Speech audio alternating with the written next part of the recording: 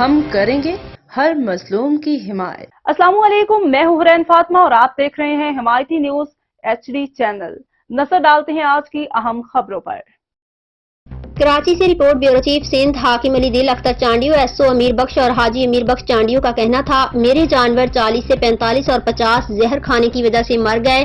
Cattell colony road number 12 پر میرا باڑا ہے اور زہر کھانے کی وجہ سے جانور مر گئے، لیکن اب جناب افضل نامی شخص کے پاس گیا، اسی سے میرا راشن آتا تھا، لیکن اس کا کہنا تھا اگر تیرے جانور مر گئے تو میں کیا کروں۔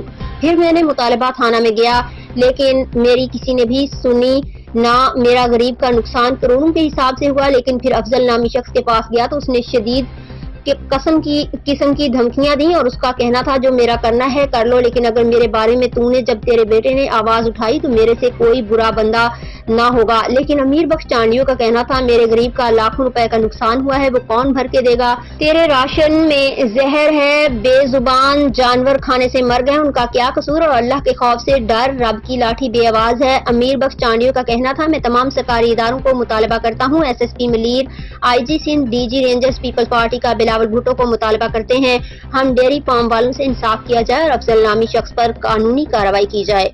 راشن آپ کہاں سے لاتے تھے اور کیسے راشن میں زہر آیا اور کتنے جانور مرے تھے؟ جی سر، یہ اکرم نام ہے، جیسے ہم راشن لیتے ہیں، جیسے ہمارا مال خراب ہو گیا ہم ان کے پاس ڈائریکٹ چلے گئے تو بھائی مال میں زہر آیا ہے، چل کے مال دیکھ لے ہمارا۔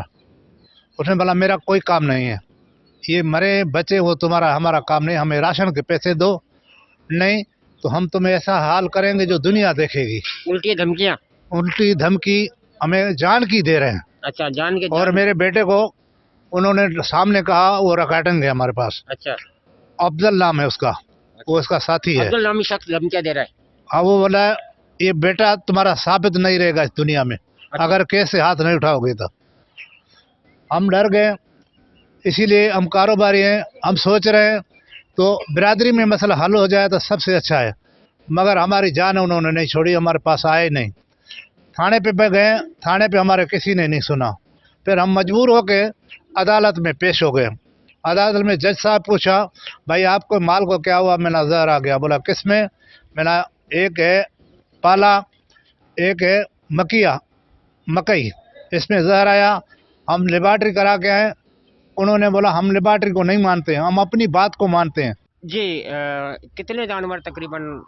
ہمارے تقریباً 35 گائیں اور بھینسیں مر چکی ہیں، جس میں کچھ لال ہوئی ہیں، کچھ مر چکی ہیں، اور 5 بھینسوں کے بڑے پاڈے جس کو بولتے ہیں وہ ہمارے مر گئے۔ تو ابھی آپ نے جب یہ زہر آ گیا تھا راشن کے اندر تو اس مالکان کو آپ نے اطلاع کی؟ ان کو ہم نے کال بھی کی، جس کا نام افضل تھا۔ افضل کو ہم نے کال کر کے اطلاع دی کہ آپ کے راشن میں زہر آیا ہوا ہے، آپ آ کے اپنی بوریوں میں سے سیمپل نکال کے لیبارٹری کرا لو۔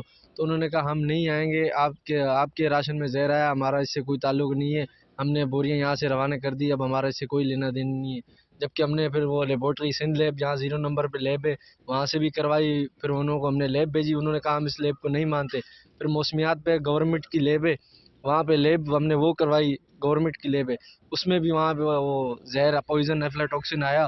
اس کے بعد ہم نے اس کے گودام پہ گئے، لیکن وہاں پہ انہوں نے ہمیں دھمکا کے واپس کر دیا۔